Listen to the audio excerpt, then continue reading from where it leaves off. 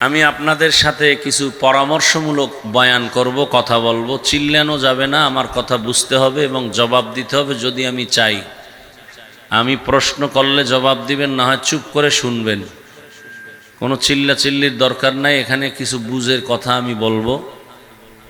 চিল্লানোর জন্য মঞ্চ আলাদা আছে। কারো যদি দেশ নিয়ে খুব চিল্লাইতে মনে চায়, ইসলামের ব্যাপারে ইসলামী রাজনীতির মঞ্চ আছে না নাই? আছে। কিন্তু বুঝার জন্য কিছু কথা খুব খেয়ালের সাথে শুনতে হবে।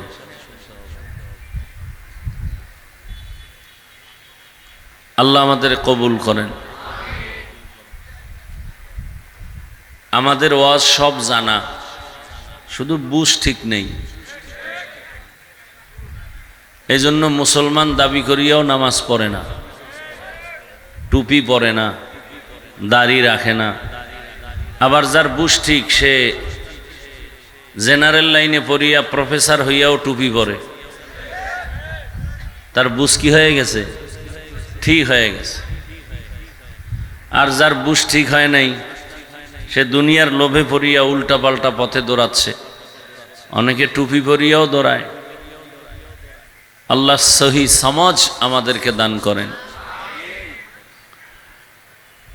যাদের আয়োজনে আজকের এই প্রোগ্রাম, আল্লাহ সবাইকে কবুল করেন। হাজারো লাখো মানুষের ভেতর থেকে আল্লাহ আমাদেরকে কবুল করেছেন এবং আরো বেশি শুকর যে আল্লাহ আবহাওয়াকে আমাদের অনুকূলে রেখেছেন। আর একবার কি শুকর আদায় করবেন? নবীজি বলেন, আলহামদু আলান নিয়ামতি আমানুল লিজাওয়ালিহা।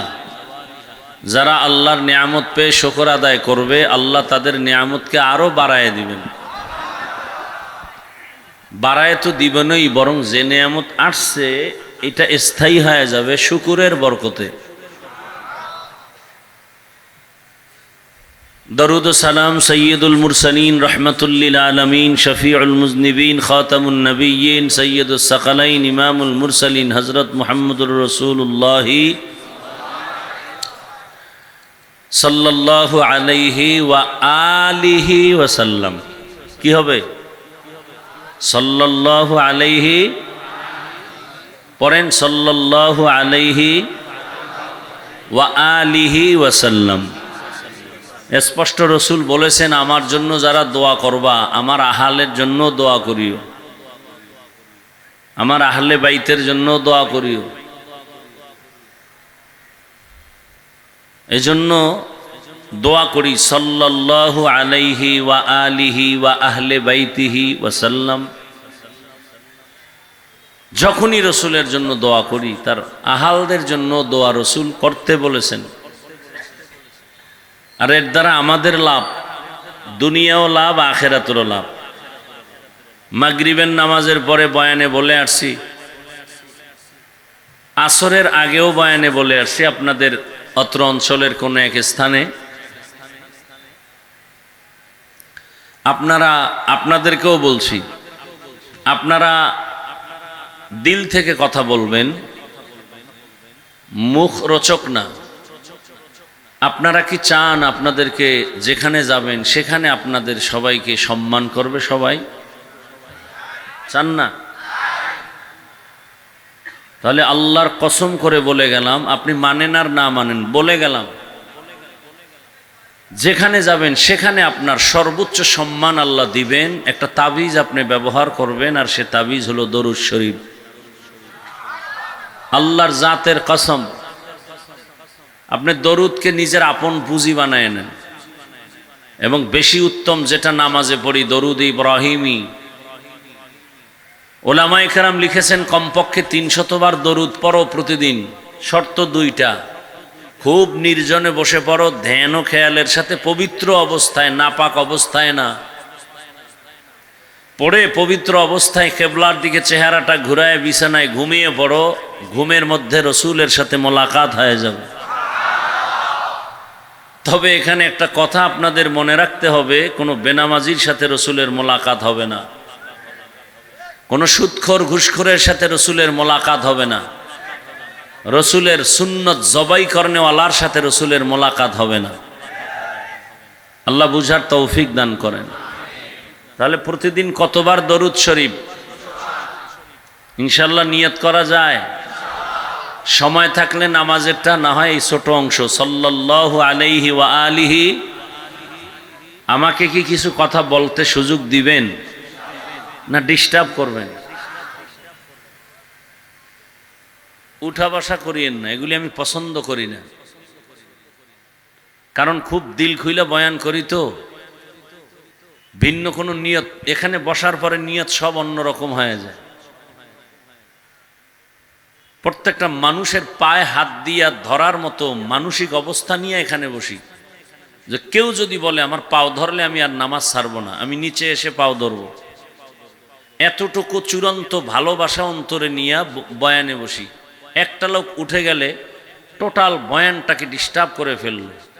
আমরা তো ছোট থেকে যাদেরকে দেখে বয়ান শিখছি, যাদের লাথি খেয়ে এখানে আসছি, থাপ্পড় খেয়ে এখানে আসছি, এদের বয়ান ছিল গলা কাটা মুরগির মতো, মানুষ চিল্লাইতো আর কান্ত মাঠের ভেতরে। সেখানে আবার পান খাবেন কেন, চা টানবেন কেন? এটা তো মজলিসের আদব না, এটা কোরআনের বয়ান চলে, অন্য কোনো বয়ান না। এই বয়ান বন্ধ করে আমাকে বক্তাকে স্লোগান দেওয়া জায়েজ নেই। অনেক জায়গায় দেখি বয়ান বন্ধ করে স্লোগান দেয় বক্তার আগমনে, হারাম, জায়েজ নাই। আর বাংলাদেশে সবই জায়েজ। কোন হুজুরের ফতুয়া কেউ কানে দেয় না, যে যেটা মানবে, যে যেটা যেভাবে চলবে, এটাই ইসলাম। আল্লাহ হেদায়াত দান করুন। উলামায়ে হযরত আলোচনা রেখেছেন, আপনারাও ধৈর্যের সাথে আলোচনা শুনছেন। আল্লাহ পাক সবাইকে উলামায়ে কেরামের কথাগুলো সহি তরিকায় আমল করার তৌফিক দান করেন। উলামায়ে কেরামের ইজ্জতকে আল্লাহ বেশি বেশি বাড়ায় দেন। আসতে বললেন কেন? অন্যের জন্য দোয়া করতে খুব কষ্ট লাগে না? অথচ রসুল কি বলেন? এখানে বসে আমি দোয়া করলাম, আল্লাহ কুড়িগ্রামের সব মানুষকে মাফ করে দাও। নবী বলেন একজন ফেরেশতা আমার পেছনে আসবেন, আল্লাহ পাঠাবেন। আল্লাহ জানেন, তারপর বলবেন, এই হাফিজুর রহমান কার জন্য দোয়া করলো? কয় কুড়িগ্রামের সব মানুষকে মাপ চাইলো, মাফ করার দোয়া করলো। কয় নিজের জন্য? কয় না, বলে নাই। আল্লাহ বলেন সাক্ষী থাক, আমি সবাইকে মাফ করার আগে ওকে মাফ করে দিলাম। কাগজ কলম লইয়ে বন, মোবাইল ছাড়েন আর লেখেন, ছোট ছোট কথা লেখেন, এগুলি ভুলে যাবেন না, আজীবন মনে রাখবেন।